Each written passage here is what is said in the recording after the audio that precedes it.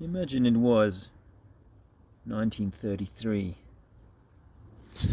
and this less than imposing church was a hive of activity. People going about their business, showing each other neighborliness, and enjoying parish life. Nowadays, things have gone a little bit dead. There's not much going on. Everybody's tucked up at home. Andrea saw a book in the library day before yesterday, that for children. That was rather frightening. But anyway, I'll talk about that another time. I just wanted to say it's the calendar change to 2023. For some people it's still midwinter and the new year doesn't start till the spring. And for those people in the southern plain, well, they're already halfway through the year. So, no big deal, but we're under the bell tower. The bell tower still works, but the door is locked. Unfortunately, like most of these places, so there will be no inside tour. Which is quite apt, really, because what we're talking about at the moment is how the game is keeping us outside, keeping us locked in the outside tour. Can you imagine the people who, whether it was the original builders or some later people that put the stained glass windows in, is another conversation, but that they ever would have imagined that they'd have to do this in the more modern, in the future. Not that things would become, less desirable, such that people would either want to break or steal what they were putting in, because they would have put them in without fear of them being smashed in. That angst or anxiety or anger directed at what would be beautiful stained glass window. Maybe the ground level wasn't so high back then, but that angst is to do with the way that people are being kept in the graveyard, kept outdoors. Hello, is it me you're looking for? Sorry, I was just waving at someone going past there. They were looking at me. When you're standing with a camera in a graveyard outside of a church, people could suspect the worst. You might be here to steal stones or something. So desperate is the world. Oh, this is interesting. Of course, this is not really how they originally built this. I'm sure that super thick down there is a 2 foot thick wall that they've gone through here. You can see the archway above the door. So that was originally designed as a window stroke door.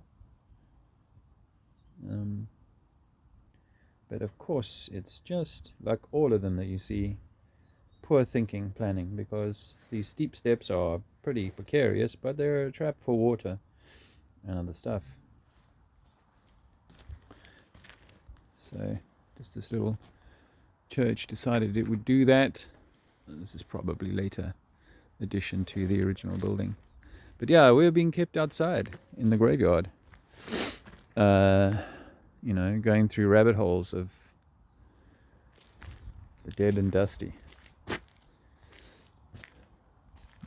Now these folks were died at age 60 in 1865, so born like 1800s. His wife was 84 and died in 1884, so she was from 1800. I don't know whether these are printed at the time or they're a later edition, but I think there were people around a few hundred years ago for sure, and enjoying this in a way that would beg a belief today. So anyway, we want to talk about the work that we're meant to be doing on the inside of the building, not on the outside. They've locked us into the outside conversation so well.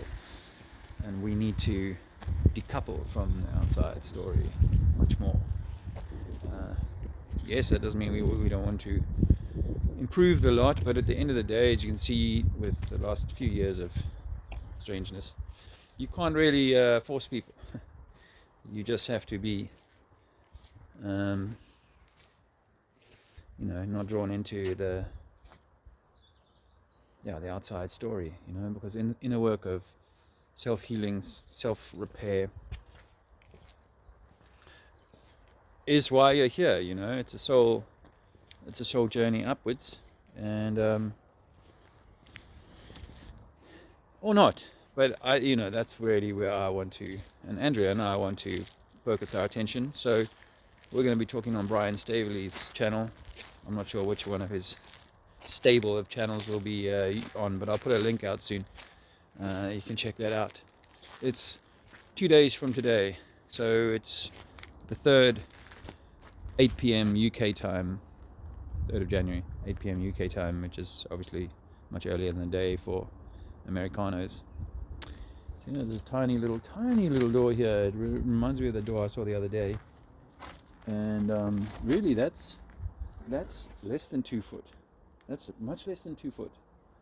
The wall itself, okay, I suppose if you went from here to here, it's 2 foot, but the wall itself is 2 foot thick. It's definitely an after effect. But here you'll notice it's hard to see this way, but if I do this, look how much it's been notched out by people walking on it. Yeah, it's a soft sandstone. I get that, but it's obviously had many years of wear and tear. So the people that came back to this building and cut this doorway have been here long enough to have ground this down over the years. I'd say, at least 100 years, eh? I know this is sandstone, and this is probably poured, something like that. Just around here. Anyway, yeah, it kind of ends over there. There's none of it there. It's just here.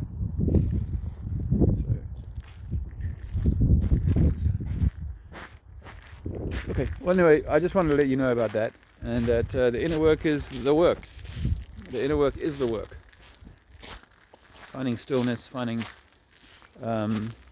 healing within. And healing also means, coming to peace with the way that this world is set up, in a way, I know it sounds like I'm a bit, give up on the fight, but there's an old maxim, when you're caught out in a riptide, is you got to go with the flow until you find that point where you can pull yourself back to shore. If you exhaust yourself trying to fight the current, it will drag you down. And that's how it can sometimes feel for me, So instead of trying to hammer everybody with what I see, let people see me, and if they want some of that, then fine. We offer support to people, counseling to people, and typically we've done it for free, but we can't afford to do it for free all the time, so we do offer either paid for time, either with Andrea or myself, both of us. So if you want some of that, hit me up, trinityforeman@gmail.com.